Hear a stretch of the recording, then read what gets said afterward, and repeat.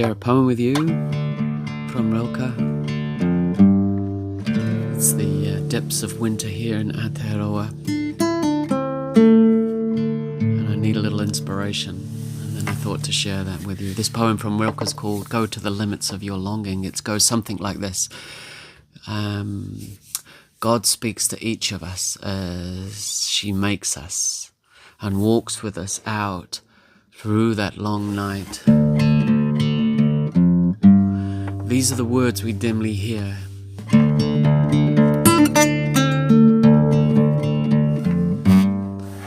It says, you, sent out beyond your recall, go to the limits of your longing, embody me, flare up like a flame and make big shadows that I can move in. Do you hear that? In these times we're living, it's what I needed, the encouragement to flare up like a flame and make big shadows that I can move in. Let everything happen to you. No feeling is final. Let everything happen to you. No feeling is final. Nearby is the country they call life. You will know it by its profoundness. Give me your hand. Yeah, I was reflecting. No feeling is final when you're in the embodiment of this ever fresh kind of intuition of who we are. But that's not always where I live. And then suddenly some of these feelings are final. They feel like the end of me. And I did a dance recently, and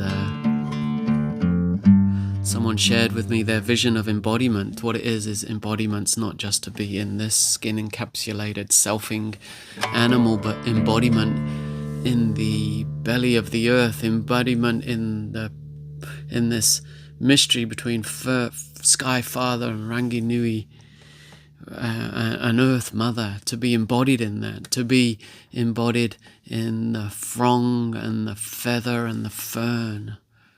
And I was thinking to be embodied in this, the ordinariness of life, and yet a part of us knows we're in this vastness of infinite space.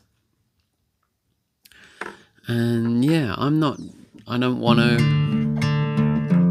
this is not an advertisement. It's an excitement, it's a statement. We're doing something really wholesome, I think, and that is, we have the poem, excuse me for stumbling a little bit, the poem, Go to the Limits of Your Longing, and what I'm sharing about embodiment. These are realities of a wise, inner, nurturing, generative adult. It's a training. It's a way of being in the world, of peeling back or looking into being courageous, inspired, and mythic enough to look into the nature of the self. And we have a gathering happening in the Motueka Valley from the 1st to the 5th, and we already have a bit of a tribe community, and there are about 5 spaces left. And like I said, it's not so much that I want to advertise it, it's more that I think there are people out there who just don't know about it. And the beautiful thing is I've got scholarships for it that make it really affordable, especially for young adults aged 20 to 40. So, it's niche. I'm speaking to anybody who's read something of Bill Plotkin and been touched. His books are like Wild Mind, Soulcraft, Nature and the Human Soul, and The Journey of Soul Initiation. And anyone who knows me knows that this is really fanning my fire in all sorts of ways, not just the light, but also as a way to understand the shadow aspects. So yeah, I think the last thing I want to say is from where I'm at. I turned 51 last week, and that is, I actually think the times of the axial age, the Buddha, an awakening, glimpsing enlightenment, whether that's through plant medicines, retreats, ecstatic dances, open floor ceremonies, love within family. It's not actually that hard. For me, what's hard is living it in the face of my daily life, like bringing these two worlds together. And that is exactly the place.